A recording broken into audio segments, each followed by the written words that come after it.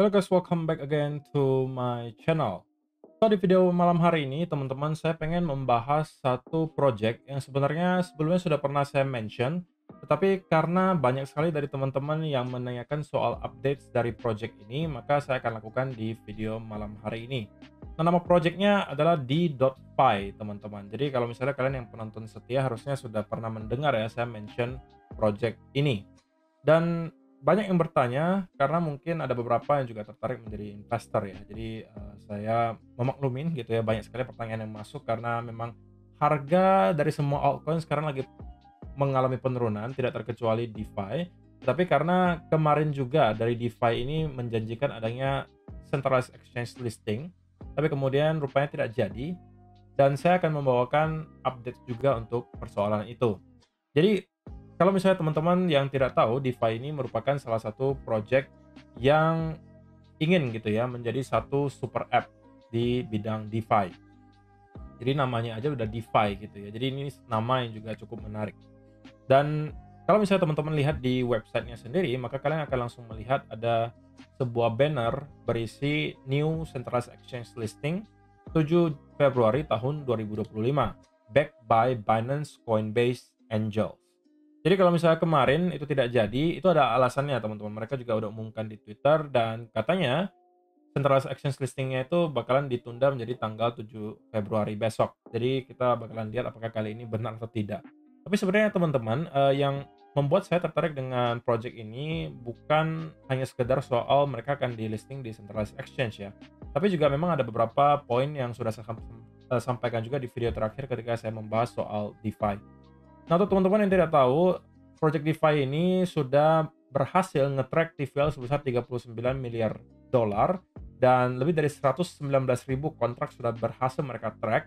Protokolnya ada ROS 37, networknya 23, ada lebih dari 4 juta token yang sudah pernah berhasil dilacak, ada tim membersnya lebih dari 40 dan sudah ada lebih dari 3 juta pengguna. Tim mereka juga sebenarnya ada lebih dari 50-an teman-teman, dan rata-rata juga bukan orang sembarangan ya, karena kalau misalnya teman-teman lihat nanti, backer juga merupakan nama-nama yang cukup terkenal. Dan ini adalah ekosistem dari DeFi itu sendiri, kalian bisa cek apa saja yang bisa kalian lakukan di sini, ada yang namanya DeFi Launchpad, ada DeFi Product Discount, DeFi Fee Removal, DeFi Staking, LP Provider, Loyalty Program, Partner Benefits, Exclusive Chat, dan juga Exclusive Product. Semuanya itu bisa kalian lakukan dalam satu, platform ini. Jadi fungsinya sebenarnya cukup banyak. Nah, yang menarik teman-teman, mereka itu di-invest oleh beberapa nama yang mungkin sudah tidak asing di tengah kalian. Ada Sima Capital, ada Huobi Ventures, ada Bitmart, ada OKX Blockchain Ventures, ada juga MEXC yang juga menjadi salah satu dari uh, investor di sini. Jadi beberapa exchange terbesar di dunia itu menjadi salah satu backer di project ini. Selain daripada itu juga, angel investor mereka juga tidak kalah menarik. Ada beberapa nama yang merupakan mantan dari staff exchange-exchange dan juga project-project ternama seperti misalnya Justin Lee. Itu adalah Coinbase M&A and Ventures. Kemudian mantan dari direktur Binance Chain, founder dari Synthetic, head of institution di Polygon, kemudian founder dari Paraswap, general partner di Dragonfly Capital bernama Kevin Hu, dan juga ex HTX Global Managing Director juga menjadi angel investor di sini. Dan mereka juga sudah berhasil menggait beberapa nama yang cukup besar di dunia KOL, diantaranya ada Dead Martini Guy, ada The Moon, CryptoBusy, dan lain seterusnya, yang rata-rata telah memiliki subscriber lebih dari 100.000 orang. Dan ini adalah beberapa testimoni dari para angel investornya, mungkin bisa teman-teman baca sendiri, dan juga beberapa partner selain daripada yang tadi ada Parsec, Consensus, Unstoppable Domains.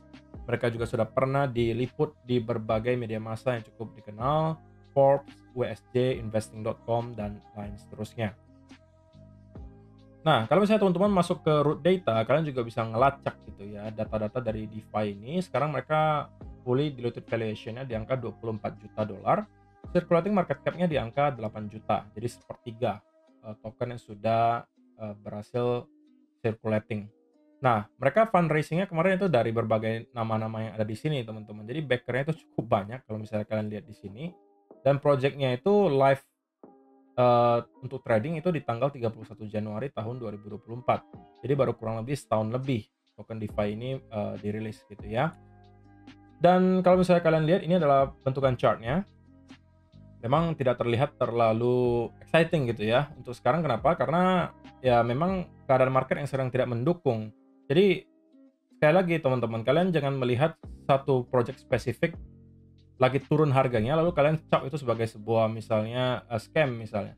Bukan itu teman-teman. Bukan persoalan project altcoin A, B, C, D itu scam. Tapi karena memang sentimen market sekarang lagi dalam keadaan bearish, kita melihat semua altcoin itu sell off. Jadi kalian nggak bisa mengatakan bahwa wah altcoin A itu turun kok, berarti itu projectnya scam atau jelek.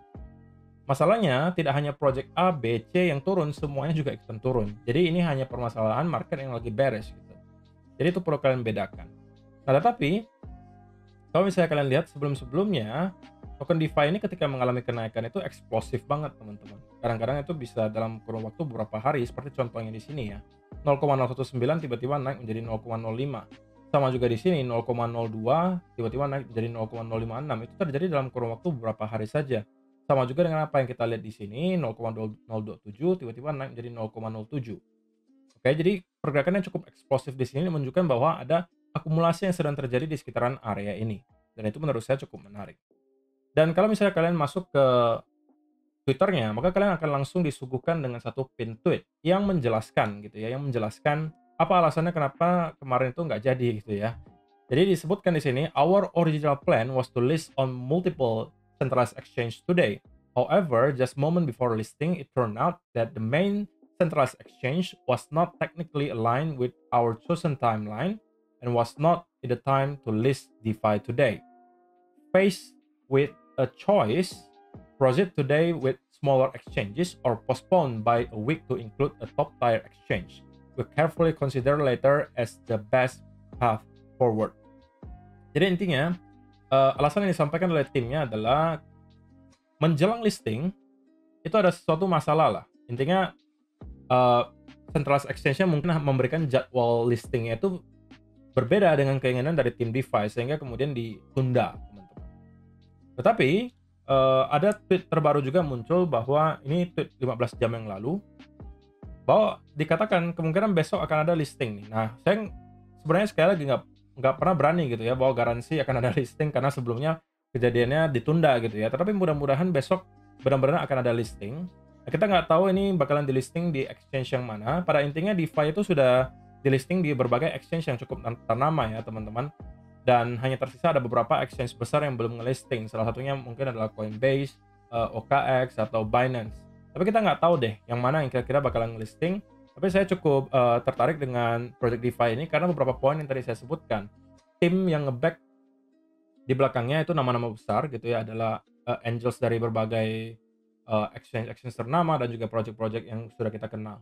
Diikuti juga ya mereka mempunyai satu platform yang menurut saya akan dengan gampangnya bisa menarik pengguna karena DeFi itu ya sering banget dipakai oleh orang-orang gitu ya. Baik itu untuk staking, untuk borrowing lending atau hanya sekedar misalnya untuk transaksi sehari-hari gitu ya. Jadi dengan adanya beberapa alasan tersebut ditambah lagi dengan mereka sudah di listing di berbagai exchange ternama, mereka juga terus melakukan buyback terhadap koinnya. Ini juga adalah buktinya, buyback yang terakhir mereka lakukan itu cukup besar angkanya, sehingga menurut saya dengan adanya beberapa poin tersebut, saya merasa DeFi mempunyai potensi yang cukup baik gitu ya. Tapi sekali lagi not financial advice teman-teman, ini hanya opini saya secara pribadi. Pastikan teman-teman kalau misalnya tertarik untuk melakukan apapun, harus riset sendiri terlebih dahulu.